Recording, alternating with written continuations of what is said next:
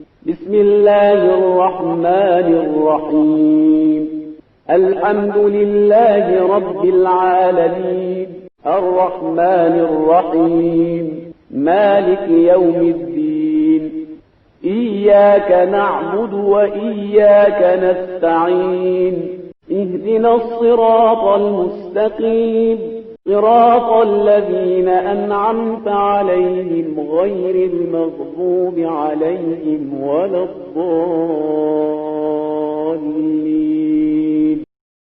اعوذ باللہ من الشیطان الرجیم. بسم اللہ الرحمن الرحیم.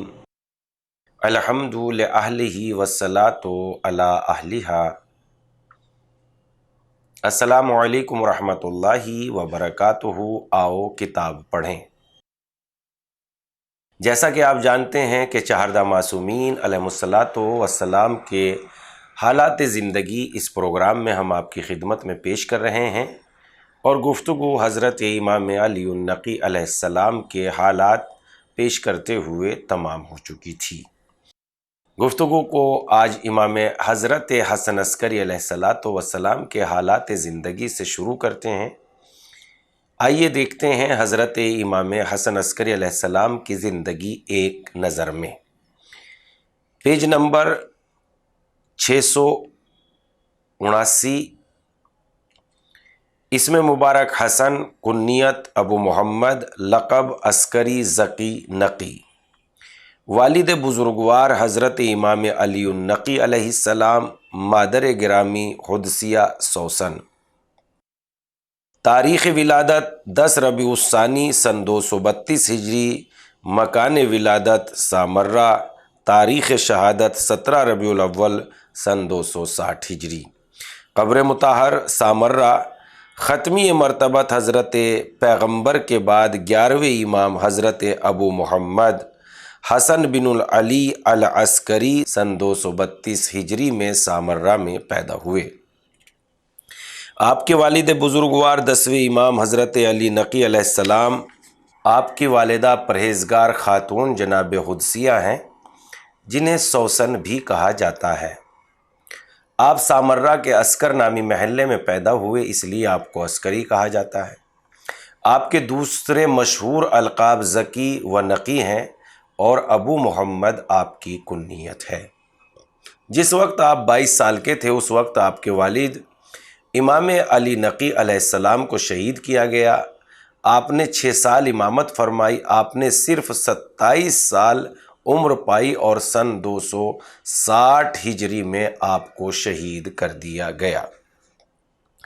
آپ کے اکلوتے فرزند، خدا کی آخری حجت اور سلسلہ رہبری کی آخری کڑی حضرت حجت بن الحسن المہدی، ہماری جانیں ان کے خاک قدم پر نثار، ہمارے امام زمانہ ہے. آپ کا وجود غیبت کے پروں سے نور افشانی کر رہا ہے.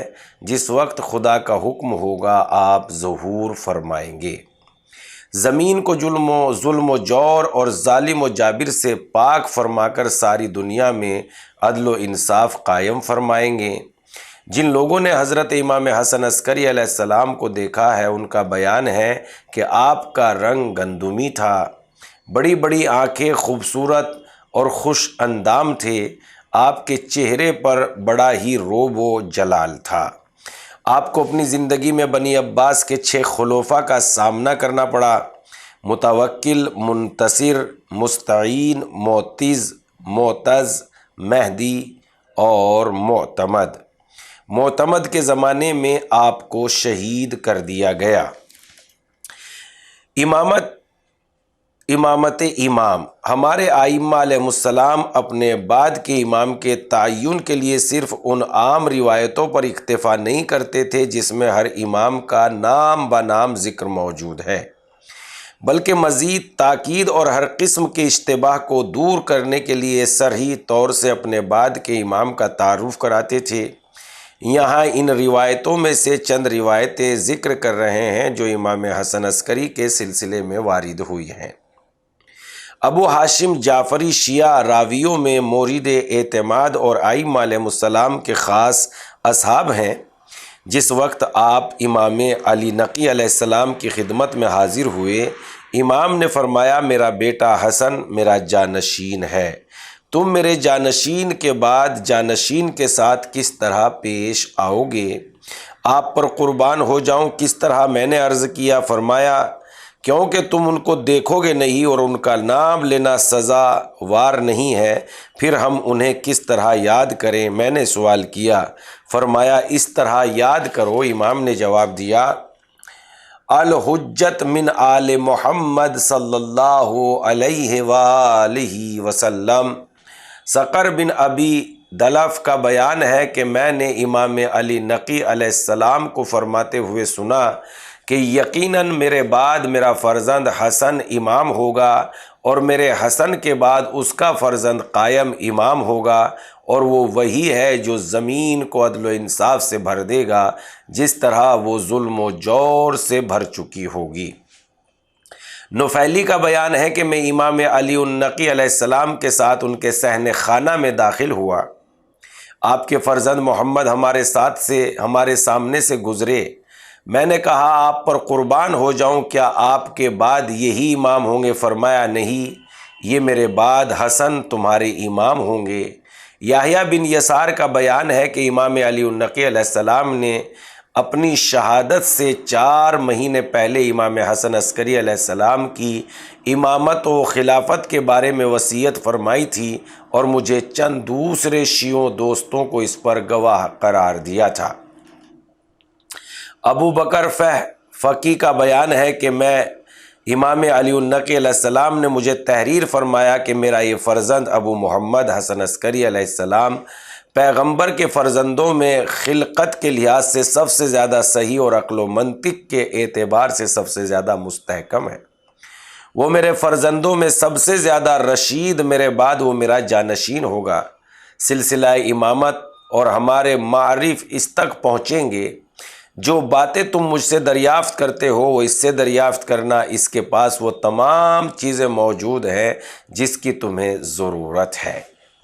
عباسی خلفاء۔ امام علیہ السلام کی مختصر امامت 6 سال کے دور میں بنی عباس کے 3 خلفاء گزرے، معتز، محتدا اور معتمد۔ معتز عباسی نے اپنے چچا زاد بھائی مستعین کی جگہ حاصل کی تھی۔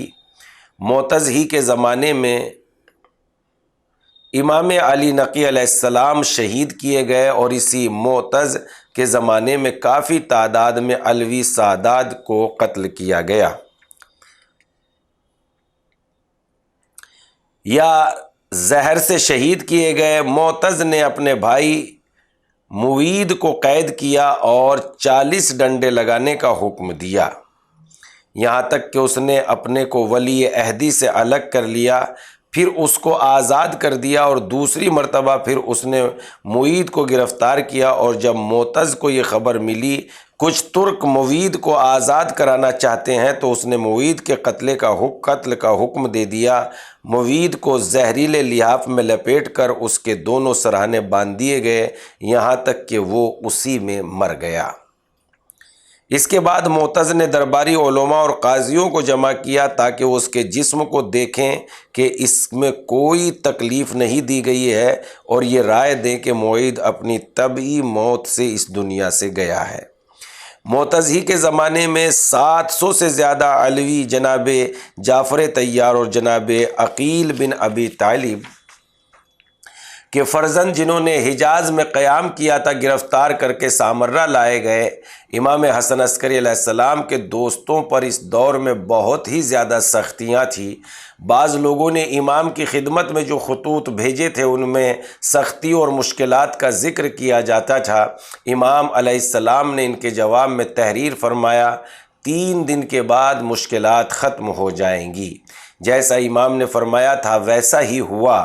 عباسی دربار کے وہ ترک سپاہی جو معتز کو اپنے حق میں نہیں دیکھ رہے تھے، یہ سپاہی اس پر ٹوٹ پڑے اور اسے خلافت سے دستبردار ہونے پر مجبور کر دیا۔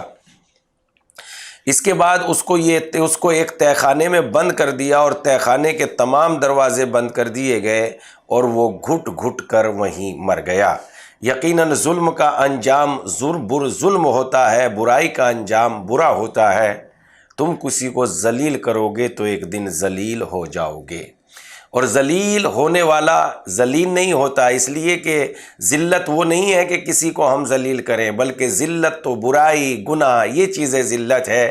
کسی کے اوپر الزام لگا دینا کہاں ذلت ہے؟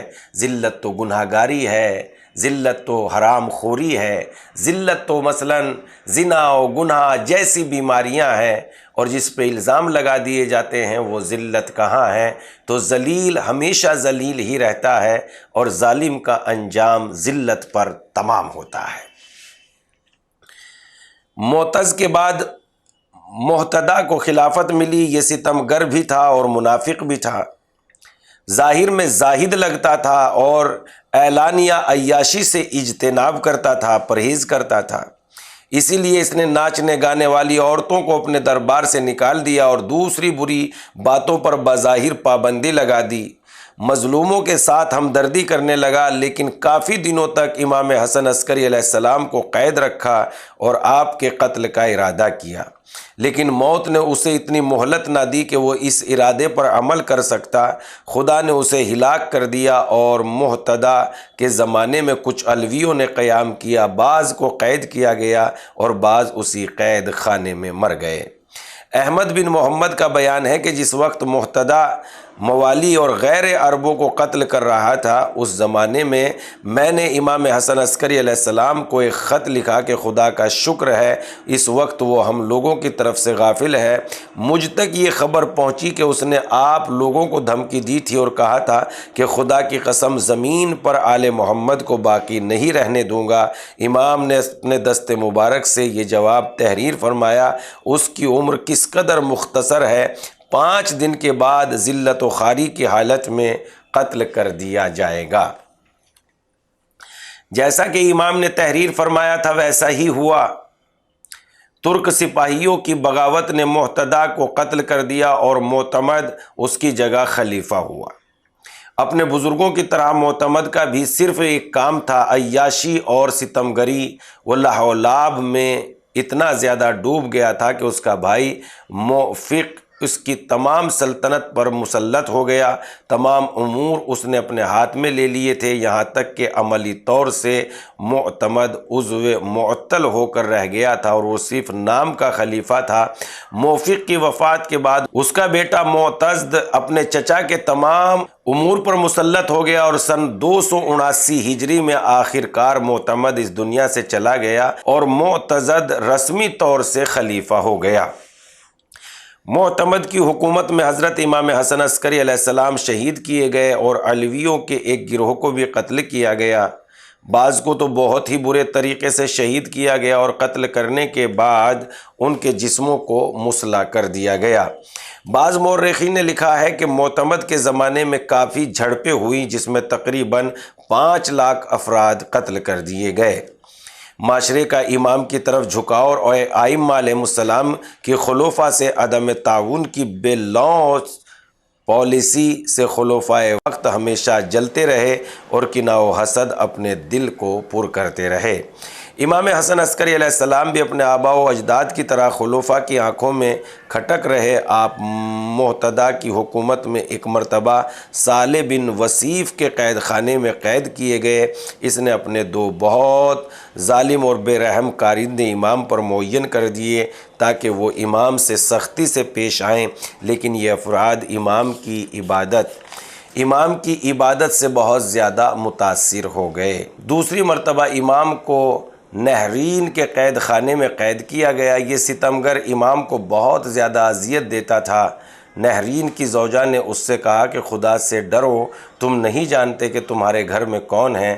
اس نے امام کی عبادت اور طرز زندگی کو بیان کیا اور کہا تم جو اتنا ظلم کر رہے ہو مجھے خود خوف ہے کہ تمہارے بارے میں۔ نہرین نے کہا خدا کی قسم میں ان کو درندوں کے درمیان ڈال دوں گا۔ جب اس نے اعلیٰ عہدیداروں سے اس بات کی اجازت حاصل کی تو امام کو درندوں کے درمیان ڈال دیا۔ اسے یقین تھا کہ درندے امام کو زندہ نہیں چھوڑیں گے، لیکن جب وہ امام کو دیکھنے آیا تو امام کو صحیح و سالم پایا۔ اس وقت آپ نماز میں مشغول تھے۔ امام علیہ السلام کے گرد درندے حلقہ بنائے ہوئے کھڑے تھے۔ اس نے دوبارہ حکم دیا کہ امام کو گھر واپس کر دیا جائے۔ معتمد نے بھی اپنے اقتدار کے زمانے میں امام حسن عسکری علیہ السلام اور ان کے بھائی جعفر کو علی بن جرین کے قید خانے میں رکھا اور مسلسل امام کی حالت دریافت کیا کرتا تھا۔ اس تک یہ خبر پہنچی تھی کہ دن میں روزہ رکھتے ہیں اور رات عبادت میں بسر کرتے ہیں۔ ایک دن علی بن جرین سے امام کے بارے میں دریافت کیا۔ اس نے وہی پہلے والی بات دہرائی تو معتمد نے حکم دیا کہ فوراً ان کے پاس جاؤ اور ان سے میرا سلام کہو اور کہو کہ میرے ساتھ گھر تشریف لے چلیے۔ علی بن جرین کا بیان ہے کہ جب میں قید خانے پہنچا تو دیکھا امام لباس پہنے جانے کے لیے تیار ہیں۔ جب مجھے دیکھا کھڑے ہو گئے۔ میں نے خلیفہ کا پیغام امام تک پہنچایا۔ امام سوار ہو گئے، پھر ٹھہر گئے۔ میں نے ٹھہرنے کی وجہ دریافت کی تو فرمایا جعفر بھی آ جائیں۔ میں نے کہا کہ خلیفہ نے صرف آپ کی آزادی کا حکم دیا ہے اور جعفر کا کوئی ذکر نہیں کیا۔ فرمایا خلیفہ کے پاس جاؤ اور کہو کہ ہم گھر سے ایک ساتھ نکلے تھے، اگر میں تنہا واپس چلا جاؤں تو ایسے مسائل پیش آئیں گے جن سے خلیفہ بخوبی واقف ہے۔ علی بن جرین خلیفہ کے پاس گیا اور واپس آیا اور کہا کہ خلیفہ کا کہنا یہ ہے کہ میں جعفر کو آپ کی بنا پر آزاد کرتا ہوں۔ میں نے تو اسے اس لیے قید کیا تھا کہ اس نے آپ کے ساتھ اور خود اپنے ساتھ خیانت کی تھی۔ جعفر کو آزادی مل گئی اور امام جعفر کے ساتھ گھر تشریف لے گئے۔ امام کے ساتھ خلفاء کا جو رویہ تھا اس کا سرسری ذکر ابھی کیا گیا۔ اس سے اس بات کا باقاعدہ اندازہ ہو جاتا ہے کہ امام حسن عسکری علیہ السلام کی زندگی کس قدر مشکلات اور پریشانیوں میں گھری ہوئی تھی۔